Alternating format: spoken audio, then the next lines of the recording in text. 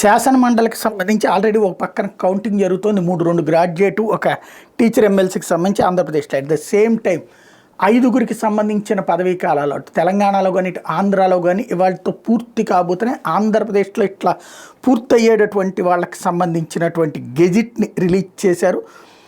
తాజాగా దానికి సంబంధించినటువంటి కాన్సెప్ట్లో చూస్తే ఎవరెవరు ఈ నెల 29వ తారీఖుతో పదవీ కాలం పూర్తి అయిపోయేటటువంటి వాళ్ళు ఈ నెల 29 దాకా ఉందన్నటువంటి గెజిట్ నోటిఫికేషన్ రిలీజ్ చేశారు. జంగా కృష్ణమూర్తి, దువ్వారపు రామారావు, అశోక్ బాబు, బీటీ నాయుడు, యనమల రామకృష్ణుడు. ఇందులో ఇప్పుడు అశోక్ బాబు చాలా సీరియస్గా ఎఫర్ట్ పెడతారు ఉద్యోగ సంఘాల్లో తనకున్న పలుకుబడిని పెట్టి. అదే సందర్భంలో జంగా కృష్ణమూర్తి తన సామాజిక వర్గం లెక్క ప్లస్ రకరకాల ప్రయత్నం గట్టిగా ఉంటుంది. యనమల రామకృష్ణుడు సుదీర్ఘకాలపు పార్టీ అనుబంధం అయితే ఇప్పుడు కొత్త వాళ్ళకి అవకాశాలు ఇవ్వాలన్నటువంటి రూట్లో ఉంటే వీళ్ళకి ఛాయిస్ ఉండదు.